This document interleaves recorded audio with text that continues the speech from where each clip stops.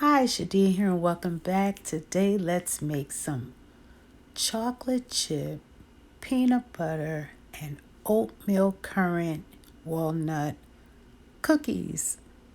Let's get started.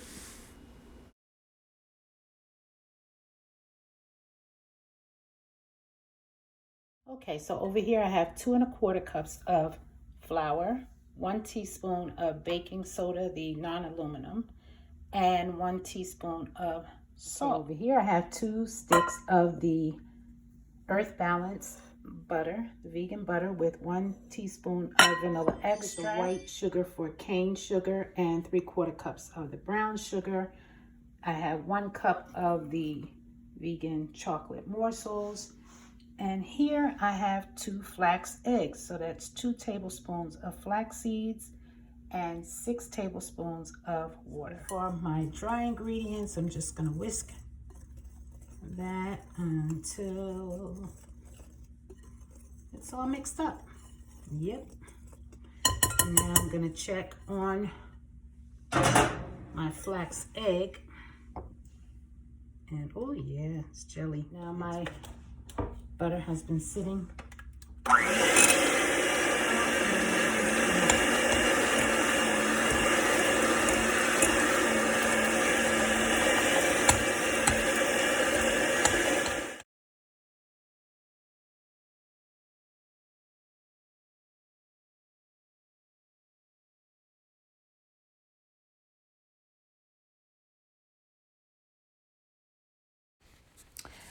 I said, let me try the chocolate chips mixed in with the flour because someone said on YouTube that they think that prevents them from sticking.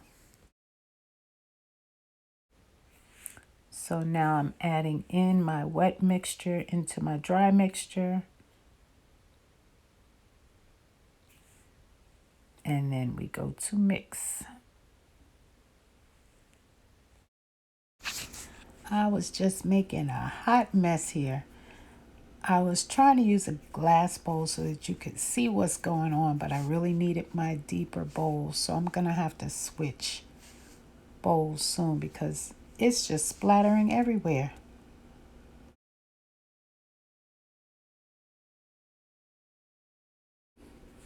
Okay, let's just drop those 2 flax eggs in first and see how we do. Nope, let's get ready and switch this bowl. Okay, that's much better. At least it's not splattering everywhere.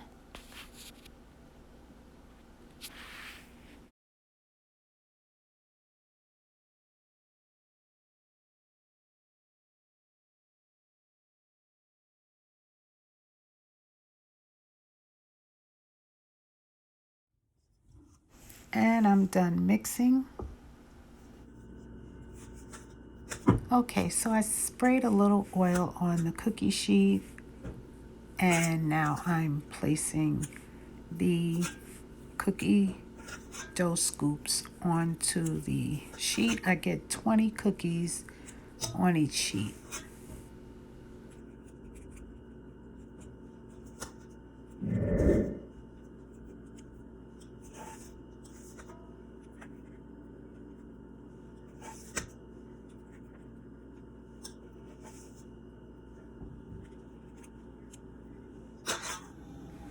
Now into the oven for 7 minutes we go.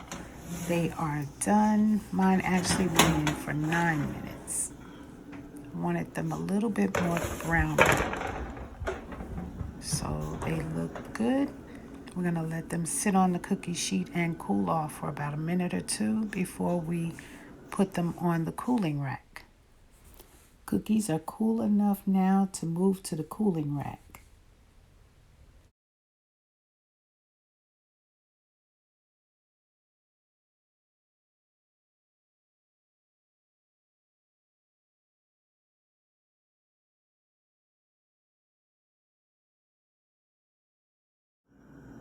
So I actually wound up doing 3 trays of chocolate chip cookies.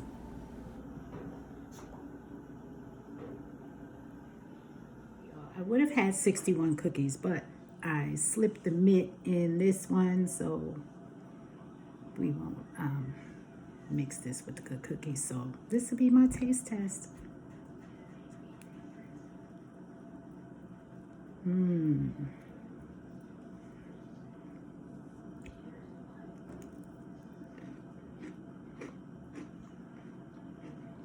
Hmm.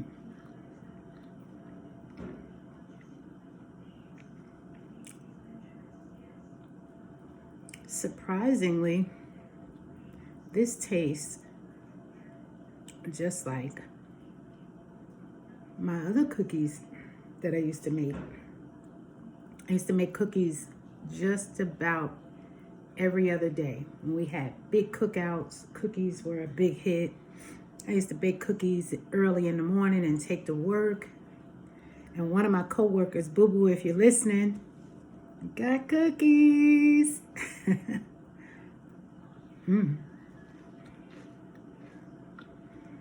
These are real good. I had stopped putting salt in my cookies only because of my blood pressure. So this time I put the salt back in it. And it's really, really good. So I'm getting ready to make some peanut butter ones. Hang on. Okay, this is how I used to mix all my cookie dough, no matter what flavor I was doing. But I saw on YouTube earlier how they said they believe when you put the morsels in with the flour, it keeps the morsels from clumping together. So I wanted to try that. So in goes my flax egg. I found this vegan peanut butter in Walmart the other day, and I said, let me try this. It's nice and chunky, a lot of oil in it, but that could benefit me because it'll make the peanut butter nice and smooth and I won't have to mash it down. So I don't measure, never did the peanut butter. I just put the peanut butter in to taste, but if I had to measure it, I would say take 2 serving size spoons and that should do it. If it doesn't, then add more. It's not going to hurt it.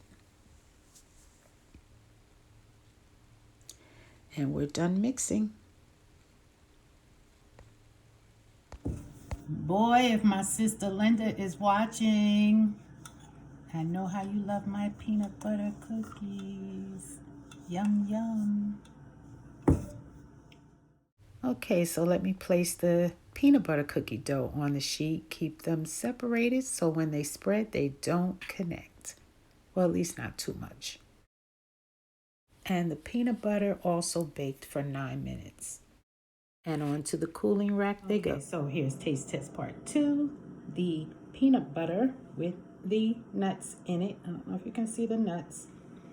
And when my children were small, I would take different goodies and put in the cookies. Sometimes I would add the M&Ms, the colorful M&Ms, walnuts, coconut flakes in all of the cookies, or some I would take the batter and cut it in half, and some I would add a little extra, and then some I would take out or leave them plain, or just the cookie with the chocolate chip raisins, or peanut butter without the nuts, because everybody didn't like the same thing. So here we go. Look at that. You see that?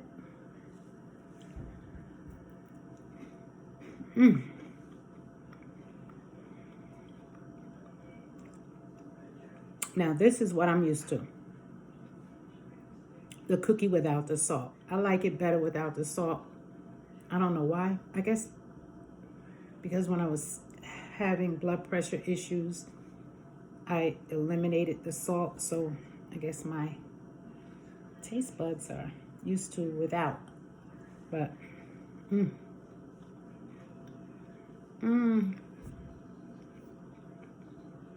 this is amazing. I can't believe I'm sharing my secret recipe with y'all. It's because I love you. Okay, a few little changes with the oatmeal version. I don't use cinnamon in my oatmeal cookies. I use 1 teaspoon of allspice and 1 teaspoon of nutmeg.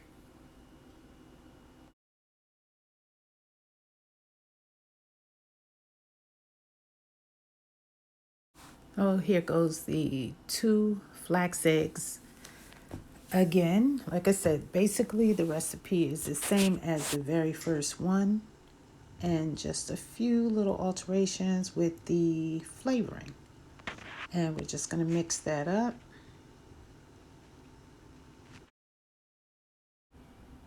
Okay, I used 1.5 cups of rolled oats. Feel free to adjust it to your liking.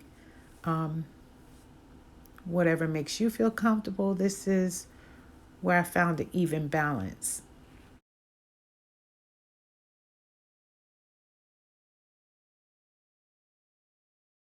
Yep, and you already know. Mix, mix, mix.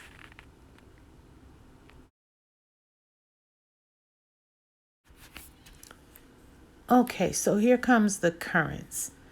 I don't have any raisins, and I thought I had some craisins, but I only had a handful, so that wouldn't help me any. So I had a whole box of these currants left over from a cake that a friend of mine asked me to make for him. I think it was Dr. Furman's Never Get Sick chocolate cake, and it was amazing. I need to do that again. Okay, so I put 1 cup of the currants in the mixture, and yep, there we go with the mixer again. Gotta keep mixing.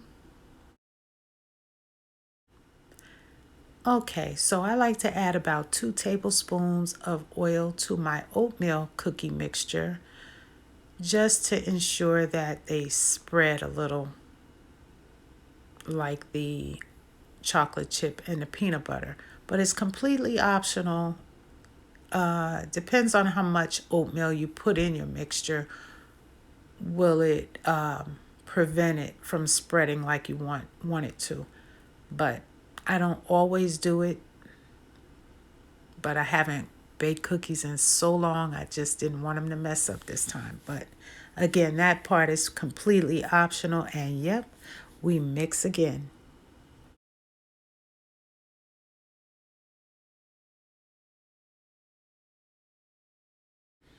Okay, so I took a cup of walnuts and put them in my Ninja cup. I just pulsed them. And that Ninja is a beast. You see how it looks almost like, well, not quite powder, but not too far from it. You couldn't even tell that the walnuts was in the cookie. And then we mix. Okay, so now I'm finishing up the scooping of the oatmeal currant walnut cookie. Well, I got it right. And into the oven we go for 9 minutes. That's 2 trays.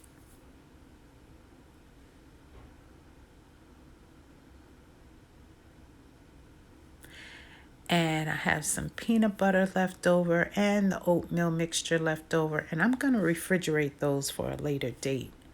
But here is the finishing touch of the oatmeal currant walnut cookie coming out of the oven, ready for the cooling rack.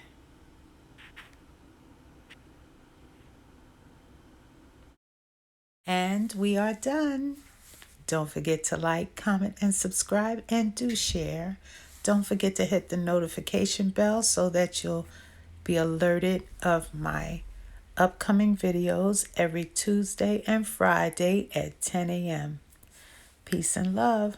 I'm out.